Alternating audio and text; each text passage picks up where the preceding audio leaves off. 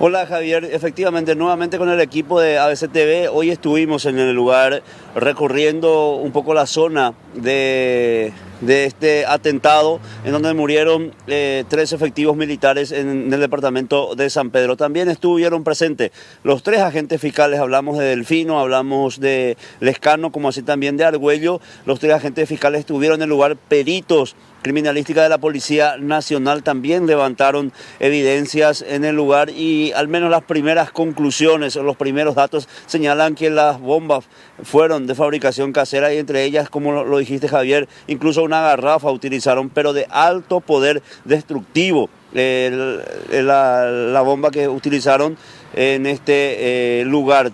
El primero en explotar fue contra el vehículo de gran porte. Allí se redujo en pedazos el vehículo, murieron los tres militares. Después, detrás de la comitiva, del primer grupo, iba otra comitiva en otro vehículo, 8 militares. Ellos, al percatarse también de la situación, retuvieron la marcha, 750 a 800 metros enfrente.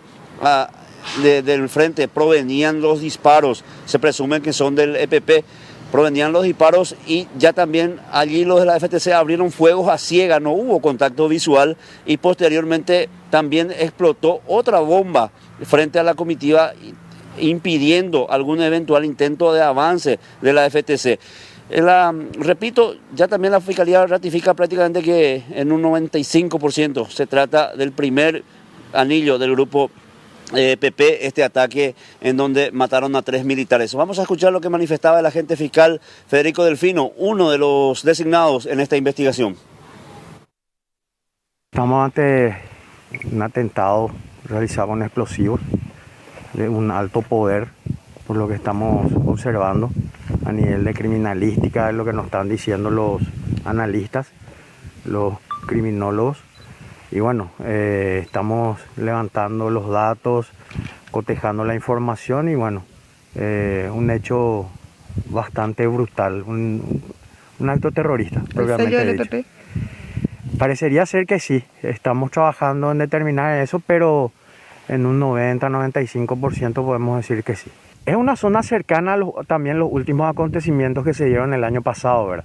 Si no estamos hablando de cientos de kilómetros, pero sí estamos hablando de aproximadamente 34, 30 kilómetros de donde sucedieron los últimos encuentros que tuvimos con esta banda criminal, ¿verdad? A nivel de fuerzas de seguridad. ¿Cuál es el temor ahora? ¿Qué es lo que se pregunta y qué es lo que nos preguntamos? Y esa pregunta también lo hicimos al agente fiscal Federico Delfino. Después de este tipo de ataque, normalmente aparece nuevamente el EPP con un comunicado en donde manifiestan o se hacen responsables del caso o eventualmente siguen con otro tipo de ataque o con algún secuestro para tratar de mantenerse al menos mediáticamente en escena el EPP. Y entonces consultábamos también con el fiscal esto y decía, en el manual del grupo armado establece eso y normalmente hay ese riesgo, ese temor, pero ya corresponde a nivel de altos niveles de la seguridad analizar la estrategia, si se mantiene, se cambia o se implementan nuevas estrategias en el combate al grupo armado en el norte del país que encara la FTC, Javier. Bien, Omar, con respecto al entrenamiento que tienen quienes integran esta fuerza operativa, quienes hacen esos recorridos, le llaman patrullaje, pero pareciera ser más un paseo, por eso la incapacidad de tener datos con respecto a la instalación de este tipo de dispositivos. ¿Qué es lo que informa el CODI? ¿Son agentes altamente entrenados o simplemente son agentes que tienen que llenar filas? Son jóvenes, Javier, jóvenes que están empezando en esta carrera militar, lo que murieron en este ataque, Javier. Hoy también, pero nos dividimos el trabajo en el CODIS, que es el Comando de Operaciones Internas, que es la base militar, que se tiene en Concepción. El compañero Aldo estuvo allí y nosotros nos fuimos al Teatro de Operaciones, pero allí al menos ya nadie quiso hablar. Hoy solamente los fiscales, los militares se limitaron a hacer controles. Sí, son exigentes a la hora de transitar. Cuando sos particular o de civil te vas en la zona, a nosotros nos complica muchísimo el trabajo cuando nos vamos con revisar cédulas, revisar todo el vehículo, no te permiten el ingreso. Incluso hoy tardaron muchísimo en tratar de liberar el paso para que podamos cruzar por allí. Normalmente complica mucho ellos o son muy rigurosos, pero en la ruta haciendo los controles, y evidentemente también con esto la falta de un trabajo de inteligencia y de mayor rigurosidad, así como son rigurosos con los civiles en la calle a la hora de hacer controles, también esa rigurosidad deberían de llevar también a la hora de realizar los combates. Bueno, precisamente en las rutas o en los caminos son los que no van a estar. ¿Se generó algún tipo de debate inclusive con respecto a la estrategia, la táctica, Omar, o Fiscalía y desde el propio CODIS ahí a nivel local se limitan solamente a hacer un trabajo de investigación, de levantar evidencias? Pareciera ser que sí, levantan evidencias, no hay esa comunicación, como que cada quien respeta un poco su sector, la Fiscalía en investigar, no en meterse en otro más, la FTC solamente en lo operativo. Y la situación, dije en todos los programas que hablé hoy, Javier, de que la situación no pasa por allí, no pasa por mantener o sacar a la FTC.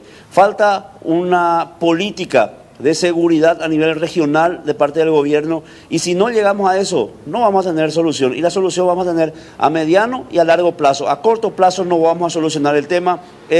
La seguridad no solamente pasa por los militares o la Policía Nacional, es una parte importante, pero con eso no solucionamos, Javier. Hay que atender las otras cuestiones, tema social, de escucharle a la gente la estrategia, hacer desde abajo para arriba, no imponer estrategias desde Asunción que no funcionan, no conociendo la realidad del campo y la situación en que viven la gente de la FTC. También ellos mismos pueden aportar muchísimo, pero no son escuchados, Javier, y no se escucha el planteamiento de la gente que está en el campo para elaborar una política de seguridad. Y mientras que no tengamos eso, vamos a seguir lamentando situaciones, Javier. Sí, estaba en principio las corrientes de informativas daban cuenta que el presidente iba a ir a la zona norte del país, el departamento de San Pedro, en territorio donde se había producido el ataque, Omar. Sí, pero no llegó, Javier, solamente fue hasta el Comando de Defensa Interna, tengo entendido, hasta Concepción, pero en San Pedro no llegó, solamente por cuestiones de seguridad alegaron de que no viajó hasta el lugar, pero sí estuvieron los agentes fiscales, como así también de peritos de criminalística, los que estuvieron hoy en el lugar del atentado. Y la gente, el ciudadano común, la gente que vive en la zona, ¿cómo reacciona ante estos ataques? Hay opiniones divididas, posturas divididas en el norte, Javier. Hay gente que cuestiona muchísimo a la FTC, hay gente que apoya a la FTC, y nos vamos en ese birorei, en ese debate de quién está de acuerdo, quién no está de acuerdo, y no nos vamos a la cuestión de fondo, Javier. Y la sensación de seguridad no tenemos, no sentimos esa sensación de seguridad en el norte del país. Y la vida cambia mucho de la gente, de la ciudadanía en general. Llega la hora, uno sabe que las luces interiores se deben apagar. Son costumbres cuando uno viaja también o transita de noche en zona roja, sabe que las luces del interior del vehículo no debe prender. Costumbres que van cambiando. Uno que sabe que horario rojo para transitar es de 5 de la tarde hasta 7 de la tarde, tarde-noche. En ese horario uno hace lo imposible de evitar transitar la zona roja. Cambia el modo de vivir de la gente, Javier, y como que le toca a un sector ahí reacciona, pero no hay, repito, no hay una política de seguridad y es bastante complicado, Javier. Nunca sentimos esa sensación de seguridad nosotros cuando nos trasladamos en la zona conocida zona roja, que es la zona de acción o de incursión del grupo armado. Bueno, Omar, interesante todos los datos. A partir de ahora, ¿cuál es el trabajo del Ministerio Público? ¿Ya se retiró del lugar? ¿Cómo queda esa zona? ¿Es una zona resguardada, protegida, o ya todo cambia? Y en forma paralela, ¿en las inmediaciones se hicieron rastrillajes o algún tipo de patrullaje especial? Sé, Javier, que estamos reuniendo en Asunción, que se reúnen constantemente los altos jefes de las fuerzas operativas en el norte del país, y hay que ver, a partir de ahora nosotros también nos preguntamos qué va a pasar. ¿Va a terminar como un caso más? ¿Va a terminar con todo esto o va a haber una reacción fuerte de parte de la FTC buscando resultados, o nos exponemos a nuevas o más reacciones del EPP? Hay mucho temor de que haya nuevas reacciones o más reacciones del EPP, del Grupo Armado, y también hay cierta esperanza y también cierta presión hacia la FTC para que pueda buscar resultados. En medio de ese panorama, al menos transcurren unas horas en el norte del país, y nosotros atentos a lo que pueda ocurrir, tanto por parte de los organismos de seguridad, la reacción, las estrategias que van a implementar a partir de ahora, ¿va a cambiar en algo o todo va a seguir igual? Esa es la pregunta que nos hacemos, y si el EPP va a reaccionar con nuevos ataques o con esto también se retiran de la zona, o evidentemente van marcando su retorno al departamento de San Pedro del Grupo Armado. Para finalizar, voy a utilizar un poco un lenguaje más coloquial.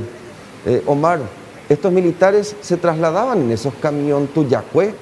O por lo menos eran camiones de consistencia, capaces de resistir, capaces de ser utilizados para ataques y avances. Camión tuya, Javier, pero no importa el vehículo, Javier. Dore coyointes y cuál chance de salvarse, porque los otros hicieron el camino, como dijimos ayer, y acá Tapepoí. Es difícil imprimirle velocidad, imposible andar fuerte en ese camino. Uno debe reducir la velocidad en cualquier parte, al menos es zona liberada, Javier. Ellos van a hacer lo que quieren, no hay presencia en esos caminos de estancia. Uno va, Javier, transita y nunca sabe si va a volver cuando ingresa en esos caminos de estancia. Esa es la pura realidad. Y es transitar en los caminos de estancia, más todavía de noche o tardecita, Javier, y no hay forma de escaparte. Imposible escaparte porque no hay forma de huir, no hay población cercana. Estamos a merced del Grupo Armado, esa es la realidad, Javier, y con ese patrullaje que suele hacer la FTC, al menos en su intento de reducir el avance del Grupo Armado, se exponen mucho más también a todo esto, lastimosamente, Javier.